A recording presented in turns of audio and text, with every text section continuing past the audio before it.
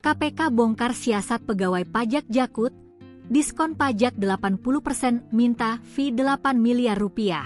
KPK menetapkan 5 orang tersangka suap pemeriksaan pajak di lingkungan KPP Madya Jakarta Utara periode 2021 hingga 2026. KPK tak hanya menangkap 5 orang tersangka tersebut.